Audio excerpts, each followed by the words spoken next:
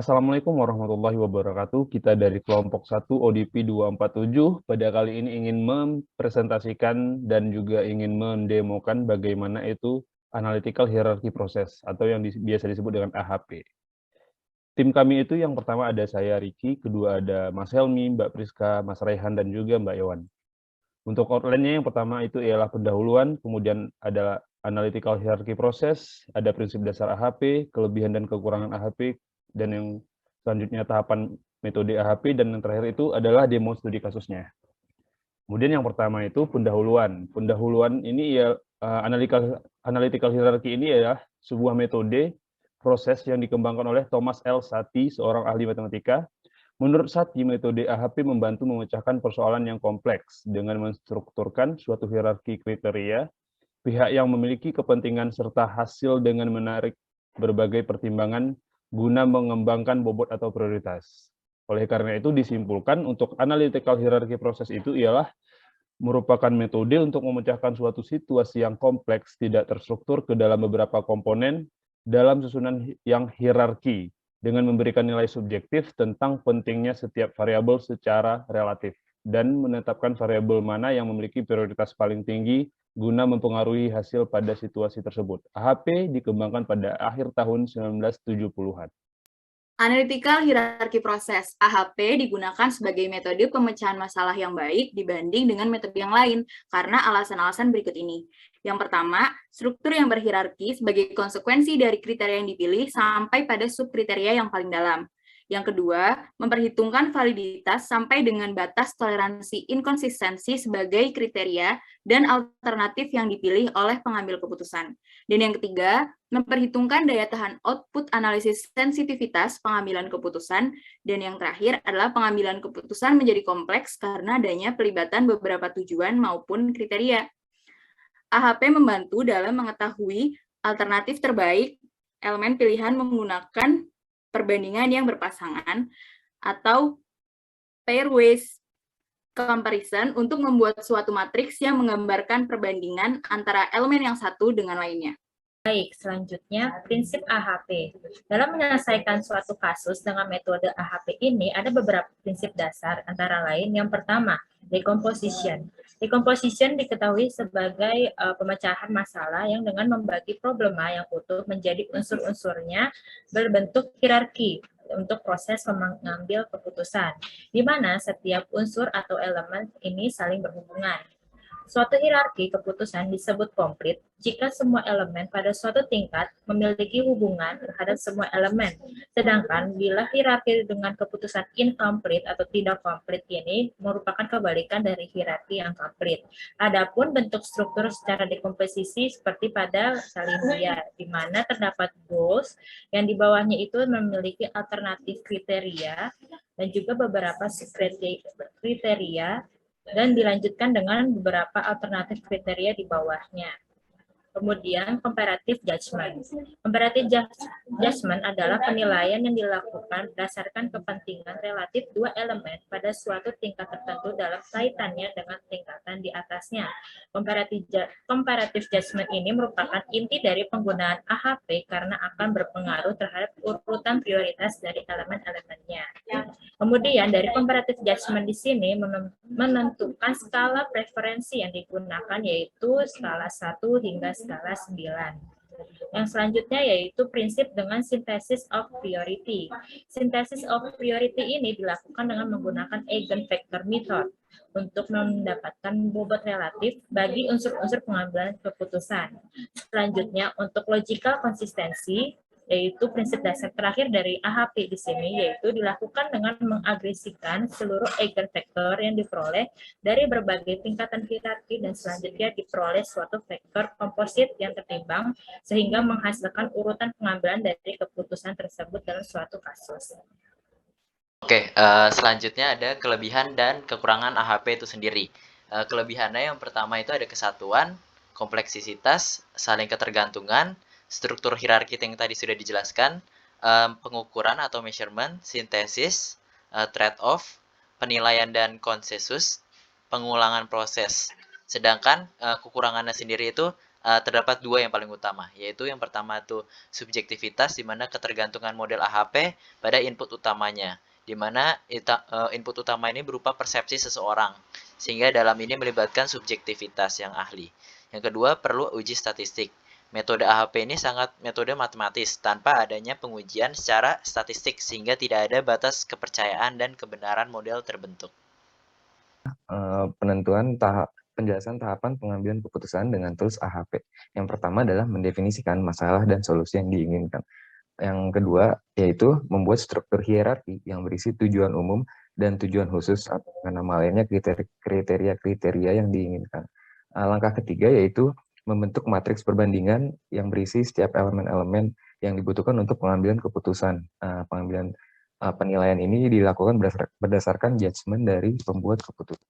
Yang keempat yaitu untuk menormalkan data yang telah didapatkan di matriks tersebut dengan perhitungan tertentu. Langkah kelima yaitu menghitung nilai eigenvector yang dapat digunakan untuk menguji konsistensinya. Nah, langkah keenam yaitu untuk mengulangi 3 langkah sebelumnya untuk mendapatkan nilai eigenvector dari masing-masing elemen. Nah, langkah ketujuh yaitu dari nilai eigenvector yang didapatkan, nilai tersebut menggambarkan bobot setiap elemen untuk membuat pengambilan keputusan berdasarkan prioritas dari elemen-elemen tersebut. Langkah terakhir yaitu untuk menguji konsistensi dari hierarki dan ditandai dengan nilai konsistensi rasio harus di bawah 0,1. Apabila nilai tersebut tidak terpenuhi, maka proses di awal harus diulang kembali sampai nilainya di bawah 0,1. Hai Pris. Aduh, Ayo. sedih banget deh. Ih, kenapa lo? Gue bingung banget nih, kayak gue pengen nyari ya calon jodoh lah ya, yang tinggi, mapan, terus yang kerjanya pasti dah kayak punya profesi gitu. Tapi gue bingung nih milih orang-orangnya. Gue ada sih kriterianya. Emang Gimana ya? emang siapa aja udah deketin lo sekarang Ada ini? 4 sih, ada tukang cilor, ada ODP BNI, sampai dokter. Tapi gue bingung banget gimana ya? Aduh, tapi kriteria lo apa aja nih? Ada yang pokoknya tinggi, mapan, Oke. terus punya profesi, punya pekerjaan pasti deh. Oke, udah ada nih kriteria, tapi pilihan lo banyak banget. Aduh, bingung juga ya, yuk. Gimana ya? Iya, makanya. Nah, kalau ada masalah kayak gini, jadi bingung kan? Oleh karena itu, kita punya solusinya. Wah, apa itu solusinya? Tuh. Dengan metode AHP. Penasaran nggak? Nah, kita bakal tunjukin caranya ke kalian. Nah, gini nih studi kasusnya. Dari obrolan mereka tadi, kita dapatkan tuh kalau Mbak Yowan punya kriteria yaitu tinggi badan, kemapanan, profesi, dan juga humoris. Dan dia punya alternatifnya, ataupun orang-orang yang lagi deketin dia itu adalah Mas Reza nih, si tukang cilor, pengusaha cilor. Kemudian juga ada Mas Akmal nih, seorang ODP BNI, calon pemimpin BNI, teman-teman.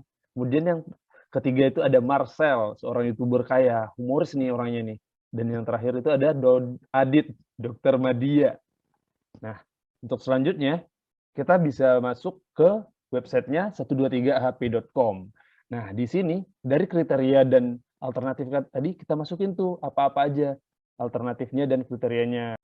Nah, selanjutnya, dari kriteria-kriteria dan pilihan cowok yang udah disebutin Mas Riki tadi, kita mencoba nih, ngebobotin kriteria-kriteria sama pilihan-pilihan cowok yang udah dipilih oleh Mbak Yohan.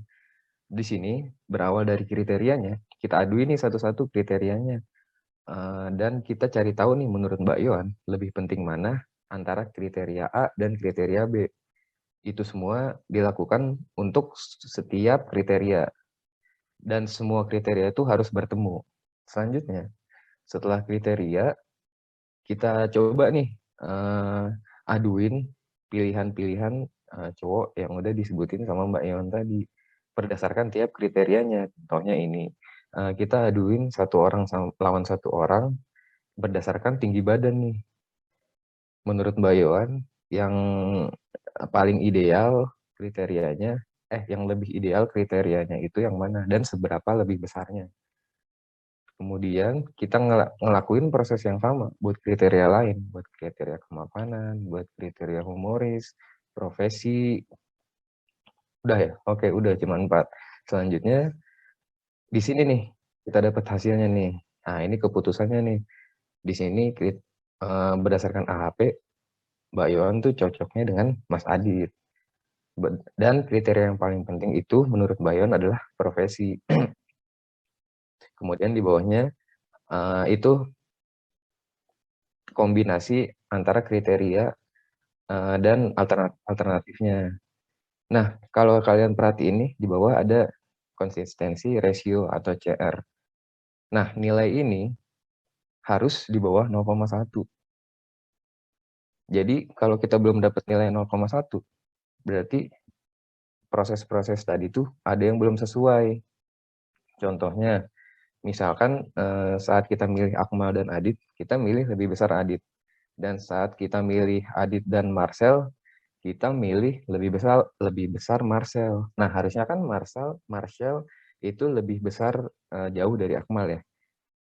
Tetapi kalau kita milih Marcel itu lebih kecil dari Akmal, nah itu menyebabkan ketidakkonsistenan yang memengaruhi nilai konsistensi rasionya. Dari situ yang bisa menyebabkan nilai CR-nya di atas 0,1. Jadi kita saranin jangan mudah menyerah lah untuk mengerjakan ini karena prosesnya berulang-ulang. Wah, bener-bener nih ya, AHP ini bener-bener membantu aku buat memilih keputusan. Aduh, pas banget nih. Cocok lah buat jadi calon jodoh aku, sesuai banget sama kriteria aku. Terima kasih AHP. Nah, jadi begitu tuh cara penggunaan AHP dalam setiap permasalahan yang kita temuin. Jadi AHP ini bisa kita gunakan sebagai tools untuk membantu kita mengambil sebuah keputusan. Jadi AHP ini adalah sebagai alat untuk membantu kita menganalisa dan mengambil keputusan. Mudah kan? Sekian dari kelompok kami.